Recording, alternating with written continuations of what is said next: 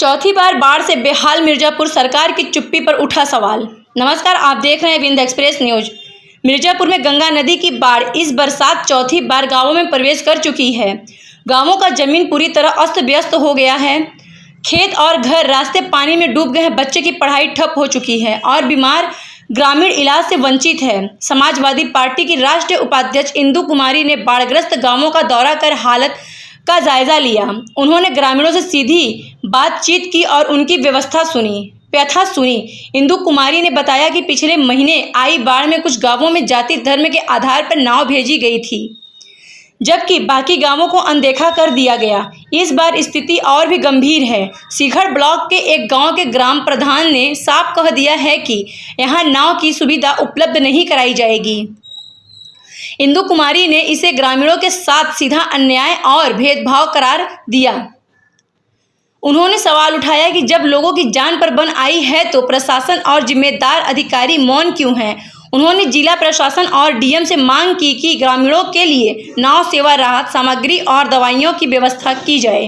मैं इंदु कुमारी समाजवादी पार्टी की राष्ट्रीय उपाध्यक्ष हूँ। पिछले कई दिनों से मिर्जापुर गांव का दौरा किया।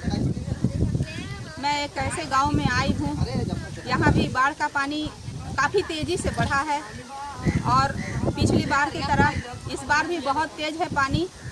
मैं ग्रामवासियों से मिली, इनके दुख सुख को जाना, क्या स्थिति है, स्थिति परिस्थिति को हमने जानने की कोशिश की। यहाँ पे ये पाया गया कि इस गांव में जो मिर्जापुर के अंतर्गत आता है, इस गांव में जो जनप्रतिनिधि जो चुने गए हैं ग्राम प्रधान, उन्होंने पहले ही हिदायत दे दिया है कि इस गांव में इस बार नाव नहीं चलाया जाएगा, जिससे ग्रामवासी बहुत ज़्यादा हताश हैं, दुखी हैं, चिंतित हैं। इनको लग रहा है कि अब अगर किसी भी तरह का समस्या आया इनके सामने तो ये अपनी समस्याओं का निदान कैसे करेंगे।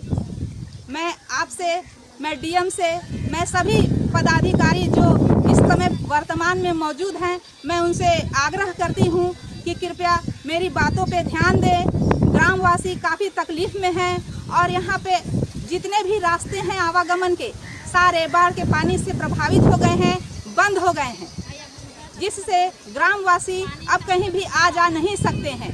और जिस तरह से प्रधान ने बयानबाजी की है, प्रधान को इस गांव में भी नाव की सुविधा देनी होगी।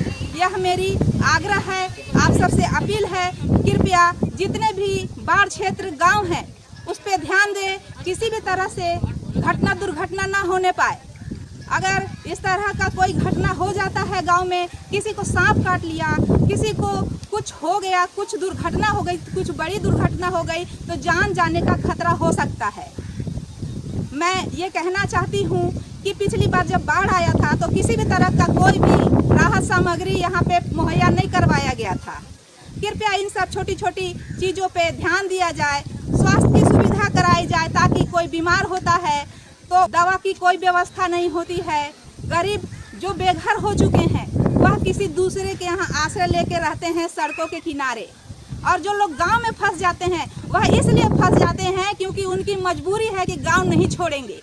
मिर्जापुर के जो हो, जहाँ भी जिन जिन क्षेत्रों में उनका बाढ़ का पानी, गंगा मैया का बाढ़ का पानी घुसा हुआ है, हर तरफ सरकार की नज़र पड़नी चाहिए। यह आपदा की घड़ी है, सारे लोग जो जिनका घर पानी में डूब चुका है छतों पे गुजारा करते हैं, इनको खाने पीने की दिक्कत होती है, पीने का पानी दिक्कत होता है, हैंडपंप सारे पानी में डूब जाते हैं।